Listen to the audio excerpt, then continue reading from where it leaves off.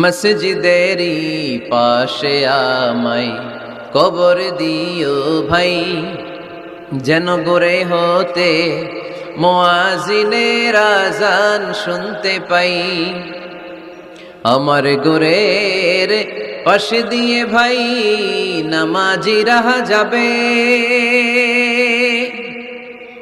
পবিত্র সেই পায়ের ধ্বনি এ বান্দা শুনতে পাবে। গোরাজাব হতে গুনাহগার পাইবে রেহাই, মসজিদেরই পাশে আমায় কবর দিও ভাই।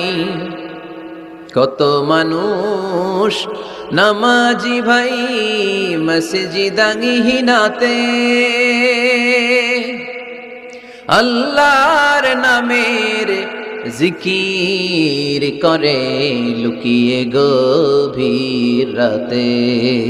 আমি তাদের সাথে ওই আল্লাহর নাম জপতে চাই, আল্লাহর নাম জপতে চাই। শুনতে পাই, চিল্লায় পড়তে হবে আমিন। কি দরদ ছিল আমাদের জাতীয় কবি কাজী নজরুল ইসলামের, মসজিদের পাশে আল্লাহ তুমি আমার কবর দিও। আল্লাহ এই দোয়াটা কবুল করে নিয়েছে, ঠিক কিনা? ওনার কবরের পাশে মসজিদ আছে না নাই? আছে। এজন্য মসজিদের সাথে সম্পর্ক জুড়ে দেওয়া এটা ইমানদারের আলামত, আর মসজিদকে ঘৃণা করা এটা মুনাফিকের আলামত। এজন্য আমরা যেন আমাদের হৃদয়টাকে মসজিদের সাথে জুড়ে দেই, মসজিদের সাথে যেন সুসম্পর্ক থাকে। মসজিদ সবার, মসজিদ নিয়ে দলাদলি নাই।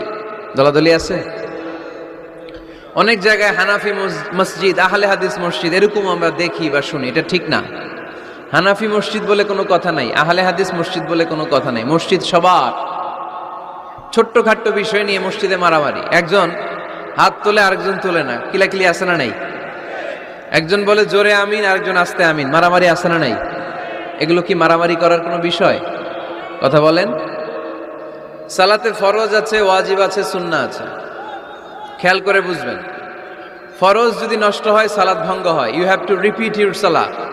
ওয়াজিব নষ্ট হলে সালাত ভঙ্গ হয় না, নতুন করে পড়া লাগে না, সেজদায় সাহু দিলেই সালাত আদায় হয়ে যায়। আর সুন্নাহ নষ্ট হলে নামাজ নষ্টও হয় না, নতুন করে পড়াও লাগে না, সৌ সেজদাও লাগে না, নামাজ আদায় হয়ে যায় সুন্নাহ নষ্ট হলে। এই যে হাত তোলা না তোলা, এটা সুন্নাহ। আমিন জোরে বলা না বলা, এটা কি?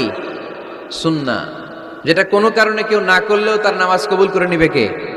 আর এই সব সুন্নত লয়ে আমগো দেশে গিলাগিলি। মৌলভীবাজারে মাশাআল্লাহ এগুলা নাই, এখানেও আছে। এগুলার অবসান ঘটুক, আমরা চাই কি চাই না? আর কত এই ছোটখাটো বিষয় নিয়ে আমরা এই বিভেদের প্রাচীর আর দেয়ালকে উঁচু করব আমাদের মাঝখানে? কবে আমরা ঐক্যের সিন্ডিকেট করব? কবে? আর কবে সাদা মনের মানুষ হব? কবে? আর কত? অনেক হয়েছে, আর না, এবার থামেন। বিভেদের প্রাচীরকে ভেঙে চুড়িয়ে দেন। ঐক্যের এমন সিন্ডিকেট করতে হবে যাতে কোনো অপশক্তি এই ঐক্যকে ভাঙতে না পারে, বানচাল করতে না পারে। চিল্লায় বলেন ঠিক কিনা? এজন্য মিউচুয়াল রেসপেক্টের দরকার, পারস্পরিক শ্রদ্ধাবোধ সব ক্ষেত্রে। রাজনীতিতে, সামাজিক অ্যাক্টিভিটিসে আমাদের আলেম ওলামাদের মধ্যে পারস্পরিক শ্রদ্ধাবোধের দরকার, মিউচুয়াল রেসপেক্ট। কেউ কাউরে রেসপেক্ট করে না, আমি যেটা বুঝছি এটাই সব, বাকি সব হারাম, এরকম বলে না অনেকে? এরকম যেন না করি। তাহলে মসজিদ সবার।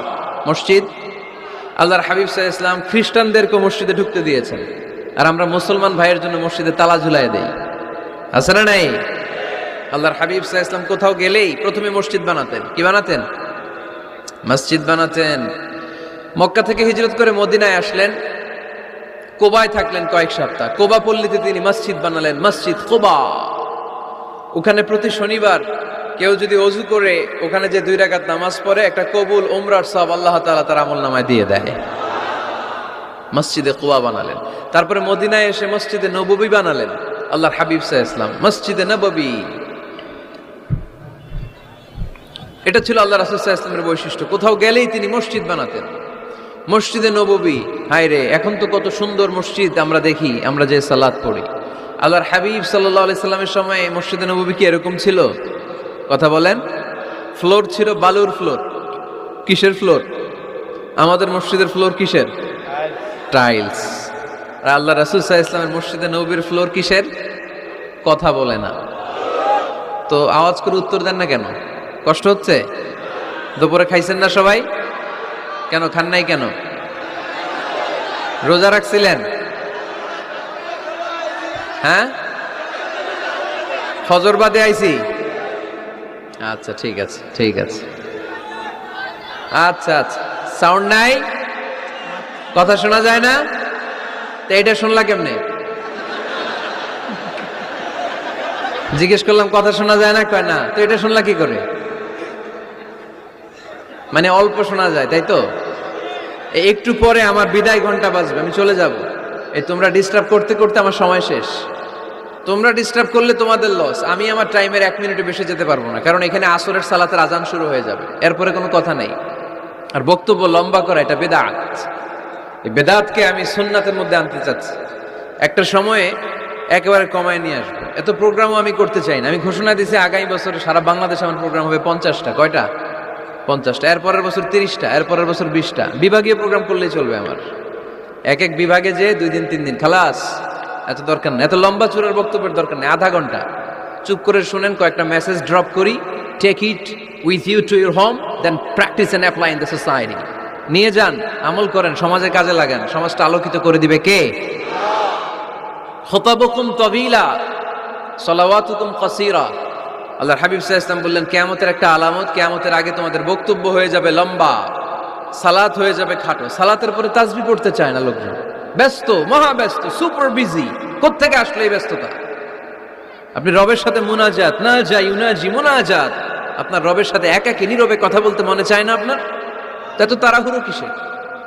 ধীর স্থির হন, একটু স্থির হন, একটু মনোদৈহিক প্রশান্তি অর্জনের চেষ্টা করেন। সব সময় ব্যস্ত, ধাক্কাধাক্কি, উচ্ছৃঙ্খলা, এগুলো আমাদেরকে শেষ করে দিয়েছে।